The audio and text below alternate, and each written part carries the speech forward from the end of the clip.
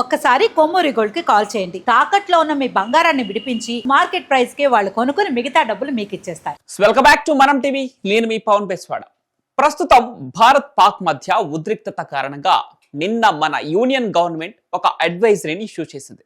భారత్ లో ఉన్న ఎవరైనా సరే మన ఆర్మీ గురించి ఎటువంటి లైవ్ అప్డేట్ ని సోషల్ మీడియాలో పోస్ట్ చేయొద్దని స్పష్టంగా చెప్పింది.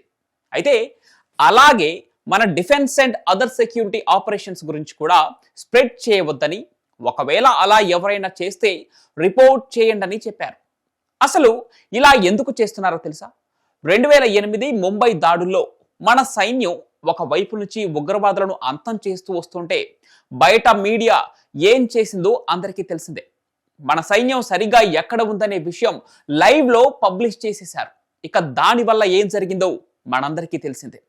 అందుకే ఈసారి ఇలాంటి పొరపాట్లు జరగకుండా ఉండేందుకు గవర్నమెంట్ ముందుగానే అడ్వైస్ చేసింది.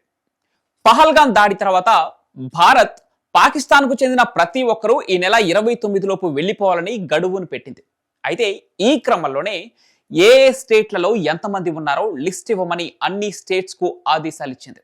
అందులో భాగంగానే అన్ని రాష్ట్రాలు వారి స్టేట్ లో ఉన్నటువంటి పాకిస్తానీల లిస్ట్ ని వెలికి తీయడం స్టార్ట్ చేశారు. అయితే కొన్ని రిపోర్ట్ల ప్రకారం ఉత్తరప్రదేశ్ లో మాత్రమే 1500 మంది పాకిస్తానీలు ఉన్నారని తెలిసింది. అయితే ఇక అఫీషియల్ గా 118 మంది ఉన్నట్లు తెలుస్తోంది. అంటే మిగిలిన వారు ఇల్లీగల్ గా వచ్చిన వాళ్ళు అయి ఉండొచ్చని అనుమానిస్తున్నారు పోలీసులు. కేవలం ఉత్తరప్రదేశ్ లోనే కాదు, ప్రతి రాష్ట్రంలో ఇలా ఉండేవారు చాలా మంది ఉన్నారు. ఇక తెలుగు రాష్ట్రాల విషయానికి వస్తే తెలంగాణలో 250 మంది పాకిస్తానీలను ఐడెంటిఫై చేసేశారు పోలీసులు. ఇందులో షాకింగ్ విషయం ఏంటంటే మొత్తం స్టేట్ లో 250 మంది ఉంటే ఒక్క హైదరాబాద్ లోనే 208 మంది ఉన్నారు. అలాగే పక్క రాష్ట్రమైన ఆంధ్రప్రదేశ్ లో చాలా తక్కువ మంది ఉన్నారని సమాచారం. అయితే వీళ్ళంతా అఫీషియల్ గా భారత్ కు వచ్చిన వాళ్ళే అయి ఉండొచ్చు. మరి ఇల్లీగల్ గా వచ్చిన వాళ్ళ పరిస్థితి ఏంటి?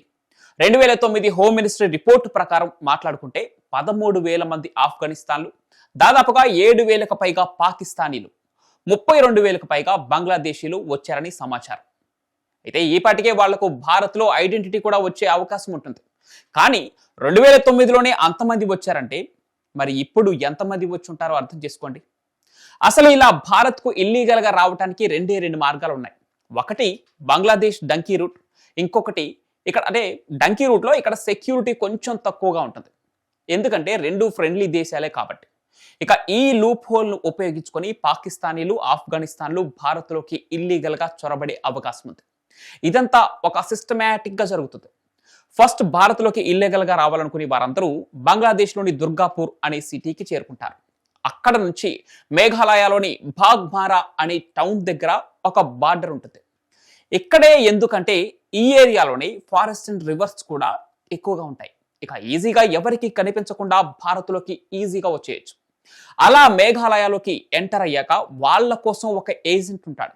ఆ ఏజెంట్ వాళ్ళను అస్సాం ద్వారా కోల్కతాకు చేరుస్తారు. వాళ్ళు కోల్కతాకు వచ్చేలోపు వాళ్లకు Aadhaar cards and identity cards ఇలా అన్ని రెడీ అయిపోయి ఉంటాయి.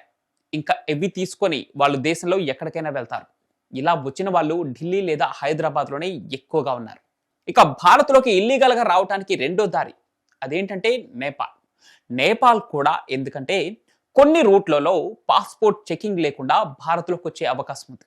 ఇలా భారత్ లోకి ఇల్లీగల్ గా వచ్చి ఎంతమంది ఉన్నారో ఎవరికీ తెలియదు. వీళ్ళంతా వాళ్ళ దేశాలతో పోల్చుకుంటే భారతే మెరుగ్గా ఉందని వచ్చారో లేదా భారత్ పై కుట్ర పనటానికి వచ్చారో ఇంతవరకు తెలియదు.